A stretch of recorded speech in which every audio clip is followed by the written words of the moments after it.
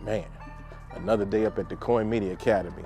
The boy Macca Show, Culture Shock, the Ballin' Podcast with Go Mac and Laylaw, and now you got me, Aaron ShowTime Taylor. I'm gonna take it hard in the paint. For real, for real. We're going over to Aaron ShowTime Taylor. And you heat up Today the on building. Hard in the Paint, we'll look at the 2022 NBA Finals, Game 2, Boston Celtics versus the Golden State Warriors. Let's get to the game. Kevon Looney with the ball out top, drops it off to Drew Down Wiggins. He steps back with the long three-point facial in the face of Williams. Klay Thompson with one of his missed threes. Rebound comes down to Williams. Williams feeds the ball to Tatum. Tatum feeds the ball to Jaylen Brown, and from the side pocket, he dropped a three.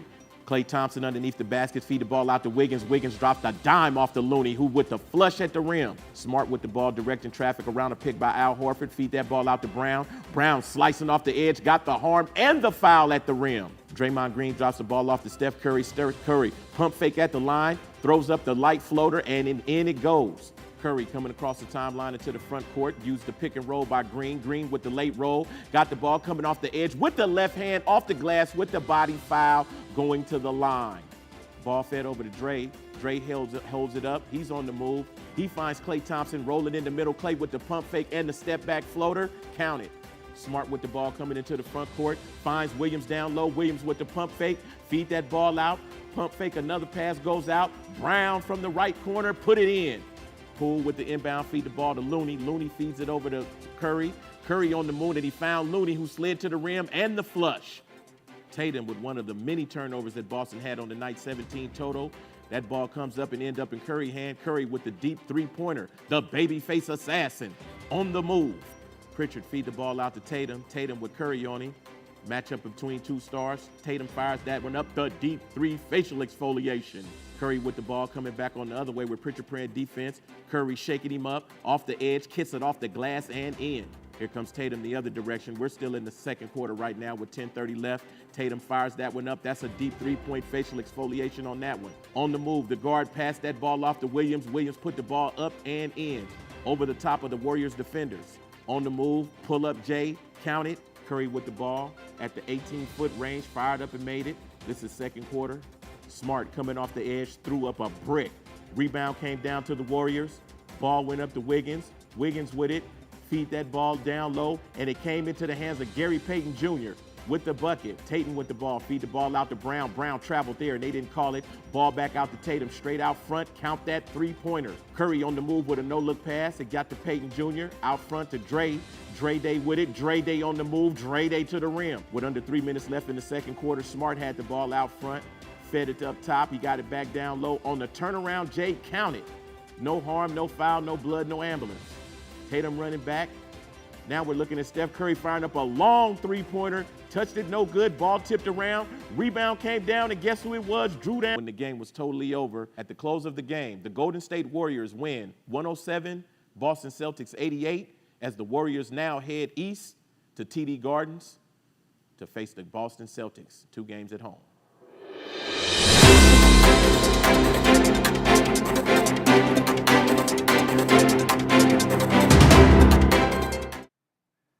Welcome to Hard in the Paint. When I came home in October 2020, the first job I had was with the Venice Basketball League. One of the players I met in the Venice Basketball League was Larry Buddha Boyd. Before I interview him, I want you to watch this tape and get to know a little bit about him. Feeling Trey? Feeling good, man. You know, it's game day. Man, it's game day, bro. Game day. Bro, I'm gonna start crying, bro. I'm gonna cry in this bitch, man. Jamie killing three. Gives it on the board. Buddha.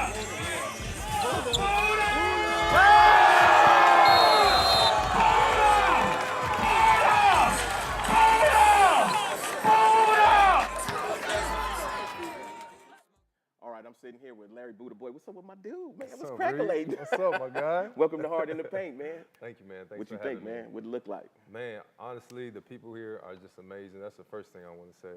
And then, thank God for all of this. Like, it's amazing. I've never been in this type of situation. I know I'm looking around because it's just, I'm in awe of like everything that's in here. Imagine how I come to work every day, right? Right. And having the opportunity to do this, you know what I'm saying? And one of the things I'm glad about is not just going to the Venice Basketball League, but having an opportunity to do the same thing that I was doing inside of prison immediately when I came home from prison, and meeting you was part of that. So tell the people some about your basketball history. What did you do during, was it junior high school, high school? When did you first pick up a basketball and say, this is something I want to get into? Honestly, man, it's a funny story because my stepfather, he took me to the Boys and Girls Club when I was in 5th grade. And all I wanted to do was play football. I'm from Texas, you know, football is. What part of Texas? Killeen, Texas. What? Yeah, man. I went to Killeen High School. Yes, sir. Yes, sir. 1982. Yes, sir. 1982? Yes, sir. I went That's to the Killeen year I High was School. born. Well, you know, we ain't gonna talk about that. I'm We're sorry. not gonna talk about sorry that. about it.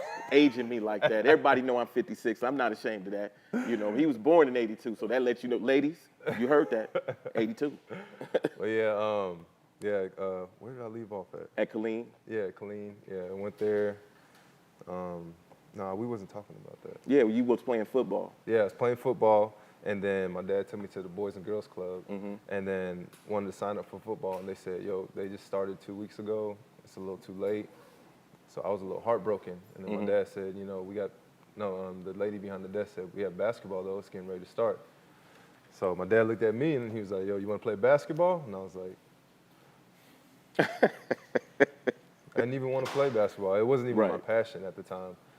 Then I want to say 6th grade, I was walking up to middle school, and a lot of the kids were playing outside, just playing pickup basketball outside right in front of the school. And we would go up there early. It's kind of crazy. We would go up there like 6 o'clock in the morning. Class wouldn't be starting until 8 o'clock. But we would get there all early, playing basketball, sweating our school clothes and everything, go to class all day smelling like. I don't think there's a kid in school, right? Even when I was going to school a long time ago, we all played football and basketball and got sweaty and then went to school. Right.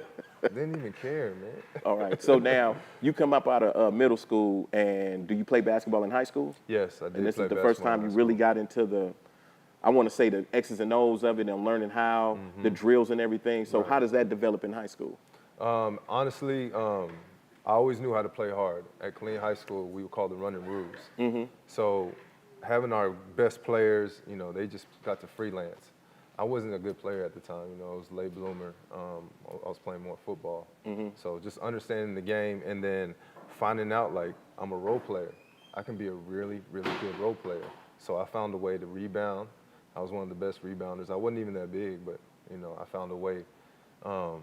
Also, now, when you say find a way, but I don't mean to cut you off, but I want to back up some, because when you say find a way, a lot of that has to do with coaching and also footwork and practice. So what did you do to improve your footwork, since you said you was undersized? What did you do to improve your footwork to find yourself in those positions? honestly, football helped out a lot with that. Okay, let's talk about that. Yeah. Playing football, just being a wide receiver, you know, trying to use my body to screen a person off. Right. So I learned how to seal real fast.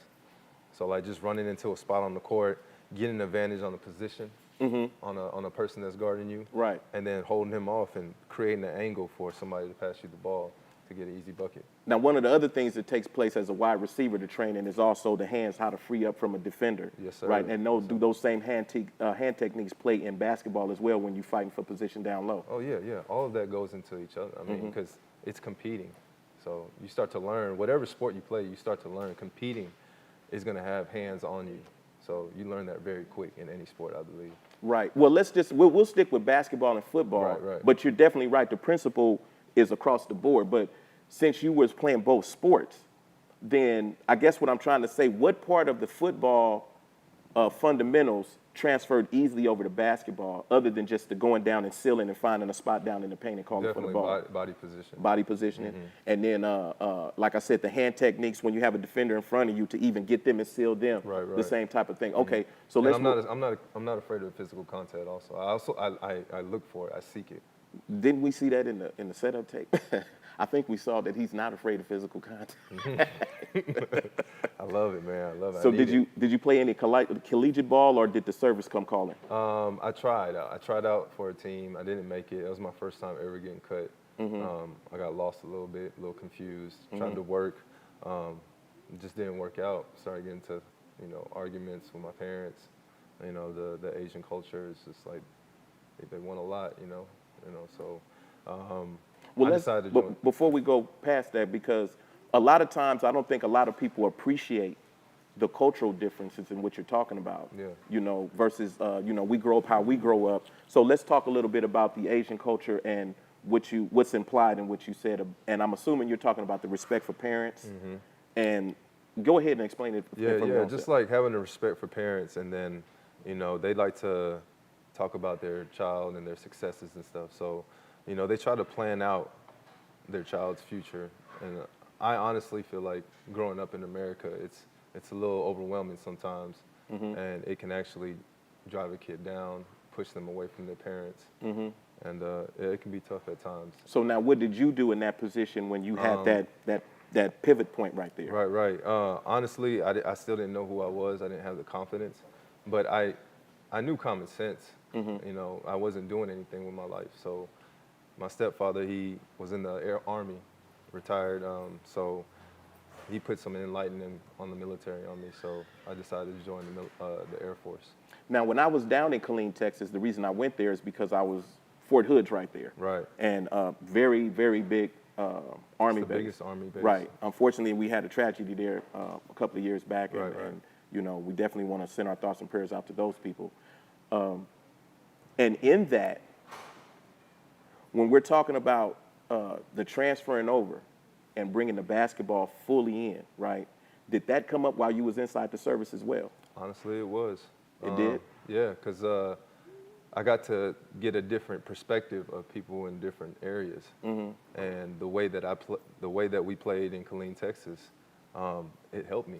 It gave me an advantage. Well, before we go any further, because I want to set up what I'm about to ask you. Right. We have a clip I want to play real quick so people can get to know about what I'm going to ask you first. Let's play this clip real quick. Goes by the nickname Buddha. I think we've all been a little disappointed by El Nino this year, but here at Miracosta College, it's been raining threes all year long. His highlight reel is so incredibly impressive, I decided somebody had to guard this guy. Oh, that's a steal! By basketball standards, you're watching two old men play one-on-one. Because Larry Buddha Boyd is 34 years old. I just started believing in myself. Buddha served in the Air Force for 10 years, but never gave up on his hoop dreams. The problem was his weight ballooned to 270 pounds from eating too much. Pizza, a lot of pizza. And some more pizza, yeah. Buddha lost 50 pounds, and one night when he was hitting shot after shot, the crowd started chanting a nickname that stuck. Every time I scored, the crowd was just like, Buddha, Buddha. Watching Buddha's game can be a spiritual experience. I mean, what were the odds a 34-year-old would make the all-state team? The odds are not good, but it's a great, great story. Miracosta's basketball coach, Pat Conahan. He had a dream to play college basketball, and he was so excited to know that he was going to get a chance to do that. In California, there is no age limit to play sports at a community college, which means old school is still welcome. Nice form, nice. I don't want to. Yeah, I like it. I don't want to knock your teeth out. Buddha was a firefighter in the military and sure knew how to extinguish my game. So we worked on his, because just days from now, he has a tryout to play professionally overseas. And with the camera rolling, Buddha awakened to hit 10 threes in a row. I thought that death and taxes were the only two for sure things in this world, but now we need to add Buddha Boyd to the list. Jeff Zebley, CBS News 8. All right, we're back with Buddha. Now, they just saw the clip of you. So how old was you when you tried out for that college team? Because that made a lot of news right there. Yeah, I was 32 years old. 32. So how old was the kids on the team when you went out there? Honestly, I had like this young look, so they didn't think anything of it, and then I could still play at a high level. Okay. And then when I actually told them how old I was, then they were like, what? What? No way. And then I told them I did 10 years in the Air Force. Nobody wanted to fight me for show after that. You know, we do train our soldiers very, very well. Yeah. Don't want to mess with none of them. So where did the service take you around the world with your basketball game as well? Yeah, first base they took me was Alaska. Big culture shock, big weather shock. Definitely. Yeah, but I loved it. It was a big basketball town, you know, Anchorage. It's actually a bigger city than most people think. There's a lot of people there. Definitely a metropolis. Yeah, yeah. And then, yeah, just everybody was like locked in. Mario Chalmers was up there in high school. Yeah, right. When I was up there, so seeing him like. Matter of fact, I think his nickname was the Alaskan Assassin. Was he up there too during that time? What's that, Trajan Lane? Yeah, Trajan Lane. Nah, I think he was in college already. He's a little older than you? All right. And so now you go to Alaska and other parts around the world playing basketball. I went to New Mexico, and then I went to Korea, and Korea just kind of did it for me. It was playing basketball all the time. All the bases over there had like a varsity team, and then every weekend there was like a schedule where you would play them over there, and then they would play at your place, and then we would have like an end-of-season tournament. It was, wow. It was like man, it kept my morale up while I was over there, even though I was away from family. And so now you come home, you're out of the military, and you're still playing basketball. So where does the VBL fit in at this point? It's crazy because honestly, just getting to California was amazing to me. Just not having a plan, having faith in myself and in my God, just followed my heart. And basketball was put in my heart for a reason. So wherever basketball took me, it led me all the way out to California. I'm sorry, I forgot what was the original question. Where does the VBL fit in? Oh, played with college. I had a teammate, Kevin Zhang. He's from China. Was playing with a team in LA named the Chinese Elite Team. Okay, yeah, I remember that. Chinese Elite basketball, right? They had some guys that were like trying to play pro, so they were missing some guys. So they were like, man, we need some people. And then he said that, yo, I have this friend named Buddha. And I guess my name had gone around a little bit in the Asian community. So he said he guessed his name had went around in the Asian community. Yeah, because he said that I know Buddha. And then they were like, you know Buddha? The moment you found out you was famous. No, I don't know about famous. Yeah. When people start knowing about your basketball game, see, that's what gets me, right? Yeah. So I did 26 in prison. Right. Every yard I go to, I find out who the ball players was.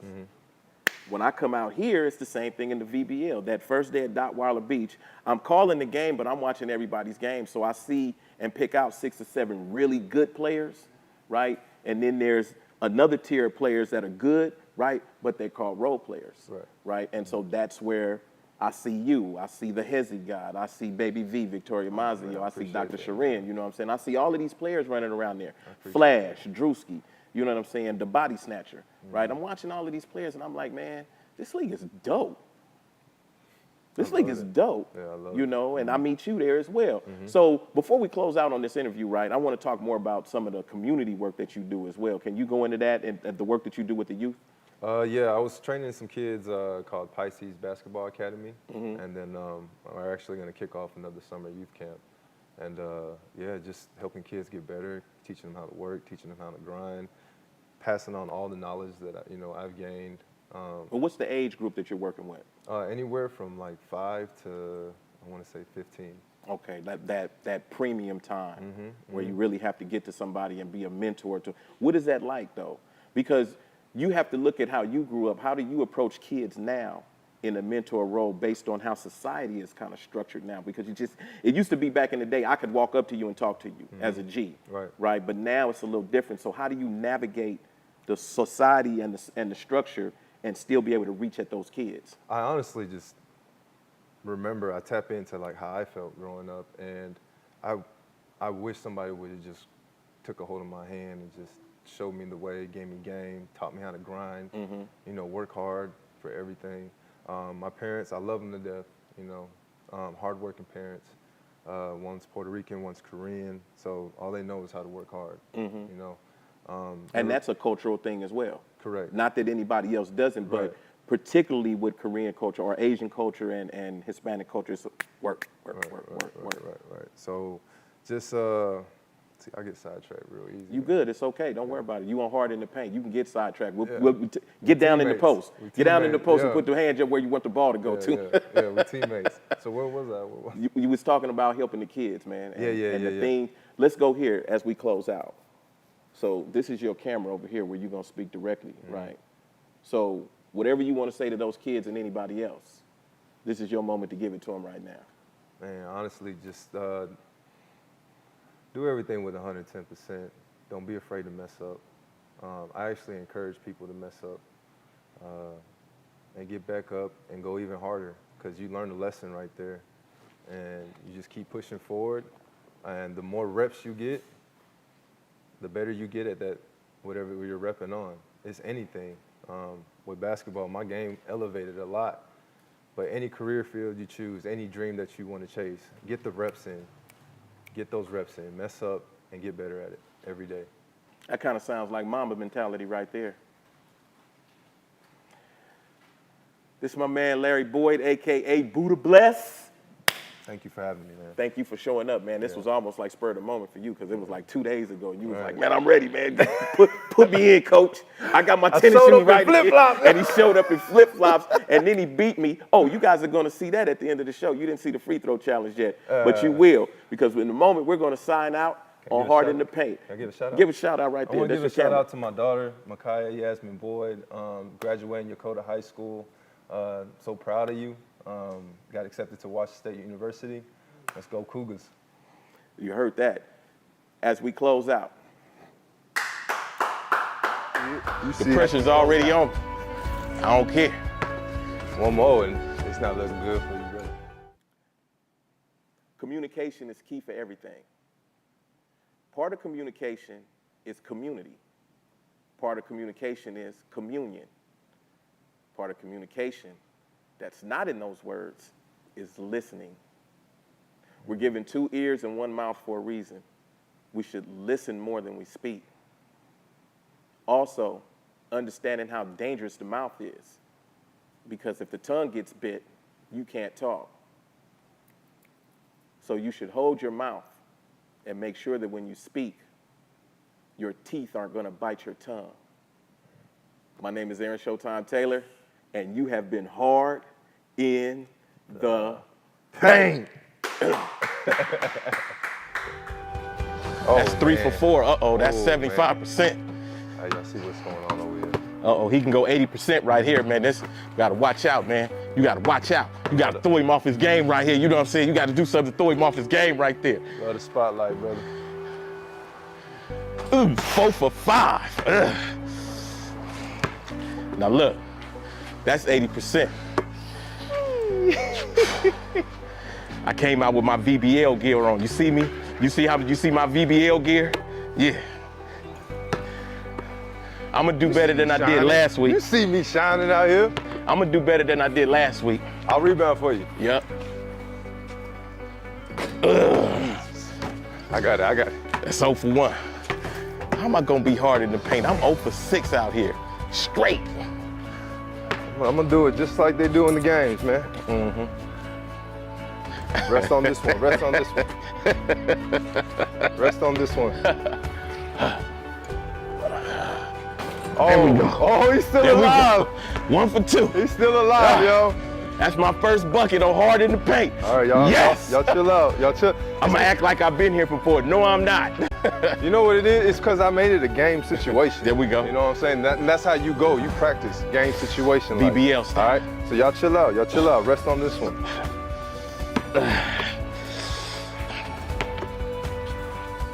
Hot potato.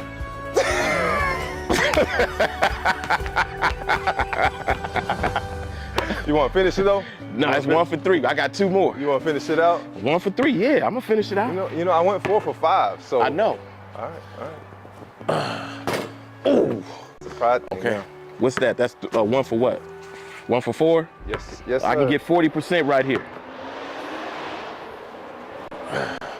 Okay. There we go. Okay. That's a respectable 5. 40%. I respect that, yeah. That's a respectable 40% right there. Ah. Yes, sir. You have been hard in the paint.